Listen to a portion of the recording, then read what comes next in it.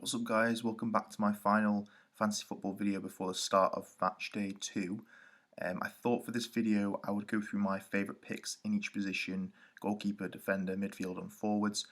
Because it is quite late over here and also there's not much time in between now and the starting day, I thought I would just go with 5 picks for each position rather than 10 and do it all in one video rather than over 4 videos. So I'm just going to be jumping straight into that, starting with goalkeepers and then moving through each position to defender, midfielder, forward. So let's get stuck into goalkeepers. So at number 5 I've gone for Rui Patricio. Their fixture is against Germany, who didn't look bad in attack at all. They had some chances against France, but nothing really too serious. And to be honest, I do think that Portugal will probably still keep a clean sheet against Germany, even though they are a decent attack inside Germany. I still think that Portugal have a good all-round team. The only reason I've not put them higher is because I do think Germany may potentially bag a goal, but also because I do think there is better options in their defence in Portugal, in their attacking fullbacks, in Semedo and Guerrero, who got a goal. So I always like to target attacking defenders from a team who can also get clean sheets rather than target their goalkeeper. I'd rather target goalkeepers from teams who don't have that many attacking options in defence. So yeah, number 5, Rui Patricio. Number 4, I've gone with Anton Shunin, which I know may seem a bit like in fact, it's a very strange pick. But the reason I've gone for this guy is simply because Finland were very lucky to get a goal against Denmark. They had one shot on target, and that just so happened to be the goal. I think Russia will really need to win this one, and Russia by no means are a good defensive side. But I just don't rate Finland in terms of being able to get a goal. I think that he's got a good chance of getting a clean sheet, and the reason I want to go for him over other goalkeepers is as I just said it, there are defenders who you can target from the top teams who are attacking rather than going for the goalkeepers. So I think this could be a good one to target. If you're looking for targeting attacking defenders from the big teams like your Portugals, France, and Spain, then I would target this guy if you're looking purely for a clean sheet. Number 3, I've gone for Robin Olsen of Sweden. Now this is an interesting pick because I wasn't really expecting much of Slovakia, but they seemed pretty solid defensively. They didn't possess too much threat up top, and Hamsik did get injured. So I do fancy Sweden to still be able to keep a clean sheet against them. But I won't be underestimating Slovakia as much. But the reason I've gone with this guy over other top picks is simply because I do think there are better options from top teams, as I've said previously, in the defending spots, where you can also perhaps get attacking returns as well. Sweden don't really have that. They don't really have many good up top attacking options. So I do really like Robin Olsen as an option. He's only 5 million as well. So if you're not playing limitless chip, could be a good budget option. So yeah, number 3, Robin Olsen. Number 2, I've gone for Bushan from Ukraine. Now, in their match against Netherlands, they didn't look that good in defence. However, North Macedonia also didn't create that many chances at all. And really, again, I'm targeting goalkeepers where there aren't many attacking options in defence because I don't want to really double up in a goalkeeper spot when I've got a defender who can get me a clean sheet and attacking return. So really, I've gone for Bushan because of that, and also because he is quite cheap at 4.5. If you're looking for a cheaper option, I think this guy could be a very good option. I don't think North Macedonia will get much against Ukraine, so it could be a really good budget pick. So number 2, Bushan. Number 1, I've gone for Jordan Pickford. England are playing Scotland, who, whilst they didn't play badly at all against Czech Republic, they did have some chances, and their rivalry with England will mean they'll really want to get at them and definitely get a goal. So this pick could very much backfire. But having said that, I wanted to pick Jordan because again, there's not that many attacking options in the England defence. I think that he could be a decent option as England don't concede too many chances. And I think really Scotland are going to try their best efforts to get a goal against England and to win the game. But they just they don't have that much creativity, and yes, they could get a goal, but at the end of the day, I do fancy Pickford to make some good saves and to potentially, I feel like he's just got the odds are very much in his favour in terms of keeping a clean sheet. So I'm picking as my favourite. I'm going with him in my team personally. I don't really want to double up on defenders and attacking defenders and goalkeepers. So I don't see any other options in defence for England other than maybe John Stones, but again, not too likely he'll get a goal. So the reason I've gone for number 1 as Pickford is simply for that reason, is that there's not many attacking options in England, and I feel like his odds of getting a clean sheet are very high. So number 1, Pickford. Moving on to defenders, I've gone with number 5 as Rafael Guerreiro, simply because, again, I wanted to go with attacking defenders who have also got a good chance of keeping a clean sheet. Now, as discussed with Patricio, Germany can score goals, and it's not the easiest defensive fixture, but Portugal are very solid at the back, and this guy gets forward a lot. So I do fancy him to get a goal if he is involved. So if there's a goal, I fancy him to be involved. So I definitely think that he's a good option compared to the goalkeeper spot. So for that reason, number 5, I'm going with Guerreiro. Number 4 spot, I'm going with Jordi Alba. Now, in my Spain versus Sweden review, I didn't really like how he played. I think that he didn't really provide too much in terms of good crossing. But then when you look at how Poland played against Slovakia, they were pretty dreadful. And Spain, they had so much possession. They did concede 1 or 2 chances, but I did like the fact that he was at least getting forward. So for that reason, I wanted to go with him over a pick such as Simon, simply because I fancy him. He may get an assist, and they're also got a good chance of keeping a clean sheet. So for that reason, I've gone with Jordi Alba as number 4. Number 3, I've gone with Thomas Meunier. His fixture is versus Denmark, who are going to be missing Christian Eriksen, unfortunately due to his collapse on the pitch. But they didn't look particularly attacking Denmark, and although they did have maybe 1 or 2 chances, I just think that Belgium will keep them quiet for the most part. And if as well as that, in terms of keeping a clean sheet, it being highly likely, he also got a goal and assist, simply because he plays so far up the pitch and is so much involved in the attacking play. I mean, 15 points is a great score for matchday 1 now. You may be thinking, well, maybe that's chasing last week's points, but I don't think that it will be a one-off. I think that this can be replicated because of the way he plays and because of the way Belgium play.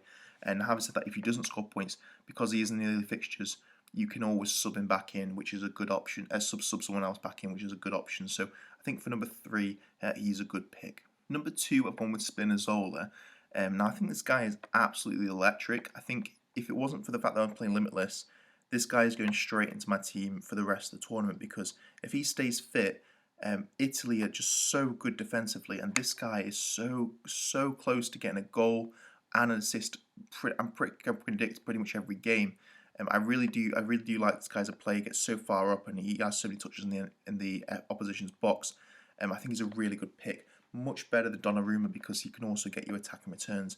Not to say that Donnarumma is a bad pick, but at all. But I want a defender who's going to also get attacking returns as well as a clean sheet. I fancy his fixture against Switzerland. I think Switzerland didn't pose too much threat. I mean, they have the long shots from Xhaka, and Mbola's a decent striker, but I just fancy Italy to control this game. And if he's involved, if there's a goal, I reckon he will probably be involved. So yeah, I'm very confident on this pick as number 2. Number 1 pick, I've gone with Lucas Hernandez. Now, this could also equally be Benjamin Pavard. I think the 2 are pretty much interchangeable, although I will be cautious with Pavard, as he did take a blow to the head in his first game. So I'd just be cautious and keep an eye on that, as he may not start, but he probably will. But I just thought I'd go with Hernandez as a bit of a safer pick. Now, their fixture is against Hungary, who really didn't look that threatening at all against Portugal. And as well as that, Hernandez was bombing up that left side, as well as Pavard on the right. So he could very easily get an attacking return as well as a clean sheet. This is pretty much a no-brainer for me. I think that the fixture against Hungary is going to be one that's very targeted for most players. So yeah, I'll definitely be confident in this guy as my number 1 pick. Moving on to midfielders, I've gone with Lorenzo Insigne as number 5. Now, I do think midfielders has kind of come to the more midfielders have come to the forefront now, and it's a bit easier to identify who will likely be involved in the goals, simply because we know exactly who's starting. We know what sort of football each team is going to be playing. Now, Italy play very good attacking football, and this guy is involved in a lot of that attacking play. So I do fancy him to be involved in the goals if they score against Switzerland. I don't expect it to be an extremely high-scoring game, but if there is a goal, I do expect it to come from either him or Immobile. So for that reason, I'm confident as my number 5 pick. Number 4, I've gone with Yarmolenko. He's got a really good fixture against North Macedonia, who conceded a lot of chances against Austria. And Austria aren't even that good of an attacking team, so I think that this guy could be definitely a good pick for Matchday 2. I think that he can definitely replicate what he did in Matchday 1. He had some decent chances against Netherlands, so I expect him to maybe get a goal or a brace in this game against North Macedonia. He's also on penalties, which is a plus. I know a lot of people are thinking that Malinovsky is on all set pieces, but I actually think that Yarmolenko is taking penalties, and Malinovsky is more on free kicks and corners. So I would definitely keep an eye on this guy. He could easily be my number 1 spot if it wasn't for the fact that I do think Ukraine can be a little bit unpredictable as well. So I would rather go with a slightly safer team for my number 1 spot, but this guy could definitely get you a goal. So I would be confident in him as my pick for number 4. Number 3, I've gone with Gareth Bale, which I know is a bit of an odd pick. He didn't really perform that well against Switzerland in the first match day, and he was pretty anonymous actually in the game. The reason I've gone with him is simply because I think that he will have to turn up at some point in this tournament, and he is on all set pieces, so he could never hurt to have a player who's on set pieces. Turkey were quite surprising in how poor they were defensively, especially in the fullback position, so I do fancy him to get up and down that right wing and cut inside, and especially on his left foot, I think he's got a good chance of scoring. So I really want a midfielder that's going to score at the end of the day, and I don't think there's many better fixtures on, especially on the first match day, than against Turkey, who were very lacklustre against Italy, to be honest. Wales by no means a good attacking side, but this guy, when he's on set pieces and when they could very easily, counter Turkey, who are probably going to come out playing more attacking football, I very much fancy him to be involved in the goals if Wales do get a goal this time around. I don't think he's going to be nearly as quiet as the first match day. I definitely think he's going to turn up. So for that reason, I've gone with him as number 3. Number 2, I've gone with Bruno Fernandes. Now, I know he's not really been that prolific for Portugal, not nearly as much as he is for United.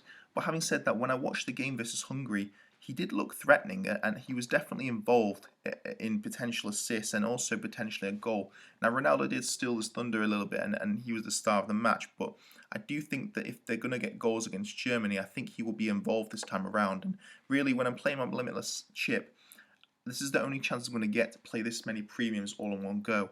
And I reckon that he could easily pop up with a brace, or a brace of assists. So I do fancy him to be involved in the goals. And this time around, I want to go with a player who's got star capacity. So I really want to go with this guy just because I'm not going to get the option to go with him again with this many premiums in my team. I do fancy Germany to be a good fixture. I think that Portugal quite easily put a few goals past them. So for that reason, I'm putting him as my number 2. My number 1 pick, I have gone with Paul Pogba, which I'm not actually too certain on, simply because he seems more likely to be able to get assists rather than goals. But having said that, I think that Hungary is such a good fixture that I wanted to target him because he did actually look quite threatening in the Germany game. And I do think he's always got the potential to pop up in the box and get a goal or an assist. He did create some really good chances, so he's definitely got potential for assists, and they will get goals in this game, France. So I've no doubt he will get assists in this game. But when it comes to goals, it's definitely a lot riskier. I was actually debating maybe putting an England midfielder in here, maybe Mount, Sterling, or Foden. But I want to go with him because I definitely think France will score goals. Will he get a goal as well as assist? Who knows? But if he does, it could be a really good point scorer for this week. He's a bit of a punt, but I do like him as a punt for number 1 because he's just got that potential. He's got so much potential, so I really do like him as a pick in this fixture specifically. Will it pay off? Who knows? But I think that the potential is definitely there for this guy. So that's why I've put him as my number 1 pick. Moving on to forwards now. It's going to be the final 5 players. I've got Lukaku as my number 5 pick. Now, Lukaku is in insane form, no doubt about it, but I don't think that Denmark is the easiest of fixtures, and they are decent defensively. Having said that, he is 52% owned, so if he does get points, it's going to be very difficult to avoid the drop in ranking. And also, having said that, he is in incredible form, and you can never really doubt a player that's in form. I think really the reason he's at number 5 is just because there are better fixtures out there. Now, he does scare me a little bit not owning him. I don't have him in my team for this match day, so it does scare me a little bit. But I just have a feeling that Denmark will play solid, and especially after what happened to Christian Eriksen, I think that they will come out and show and put on a good display. So I think that I'm going to avoid him for this match day. Could be a really risky one, but he is still at my number 5, so I couldn't argue with someone going with him. I think it actually could be a good option to put me in a team simply to cover the fact that he's owned by so many players. Moving on to number 4, I've gone with Memphis Depay. His fixture is against Austria. Now, while he didn't get anything against Ukraine, I think that he had some really good chances, and equally he's always on set pieces. So you never know when this guy's going to bang in a brace or maybe even a hat trick. I mean, Austria by no means a good defensive side, so I definitely think he's a good threat in that team. Netherlands will score goals, and he will most likely be involved. So yeah, for number 4, I've gone for Memphis Depay. Number 3, I've gone for Harry Kane. I feel like this is a pretty obvious pick because he's playing Scotland, where there will be a lot at stake in that game, especially in terms of pride. So I think he will definitely be wanting to score a goal in that game. He's also on penalties. He really wasn't involved that much in the first game against Croatia, but I think that could change in Scotland. I think they will play a very different style of football to Croatia, so I think he could maybe get a few more chances, and the service to him might be a little bit better. It could still be a bit of a risk because of how he played in the first match day. You never know, he may just not be in form, but I feel like it's too risky to go without him because he can pretty much bag in a hat-trick in any fixture. So I think it's more of a safe pick for me. I want him in my team because he's going to be a very popular captaincy option for that specific match day, or that day in that match day. So I would definitely keep an eye on him because you want captaincy options for different days during the match day, and they're going to be the main one for that day. So that's the reason I've put him at number 3. Number 2, I've gone with Ronaldo, for pretty much obvious reasons. I think that he looks to be in good form right now. He's also on penalties. Germany are not that great defensively. They can score goals, Germany, but they're not that great defensively. And he's I think this is probably going to be one of his final tournaments, maybe the last one, or maybe second last one. So I think he's just really looking to score goals right now. I think he can definitely bag in a brace or even a hat-trick against Germany. So I would consider, definitely putting him in your team. The only difficulty is there's just so much competition for that forward spot for this match day that it could be really, really difficult to squeeze in that many players. I mean, personally, I've gone without him because I've put in Depay instead. And I've gone with Fernandes in replacement in terms of getting a Portugal player. But equally, you could go for Wijnaldum and have Ronaldo in your forward spot. It makes a lot of sense as well. So I think he's a very, very solid pick. He could very, very easily get 2 or 3 goals in this fixture. I would not doubt him against Germany. Maybe doubt him a little bit more against France because that would be a much closer game. But in this fixture, I would not doubt him at all. So number 2, I've gone for Cristiano Ronaldo. My number 1 spot is Kylian Mbappe. Now he's going to be probably my captaincy option for the final day if my other captains don't perform. But against Germany, he looked absolutely electric. I mean, I don't know if you've seen the clip of him versus Hummels, where Hummels had about a few meters head start on him, and Kylian Mbappe just absolutely rinsed him and got to the ball. It was pretty funny to watch. And slightly embarrassing for Hummels, but he scored an offside goal, and he also assisted another offside goal. He could very easily have gotten a brace or a hat-trick in that game. I think that when he's playing Hungary, I have absolutely no doubt in my mind that he will perform well against them. So for that reason, I'm going no doubts in my mind number 1. Thank you so much for tuning into this video. I hope it was useful for you, and hopefully these picks will turn out to come good in this match day. You never know with fantasy football, but all you can do is go for the options, go for your gut instinct, and hopefully these picks will come good. So yeah, this is my final video before the match day.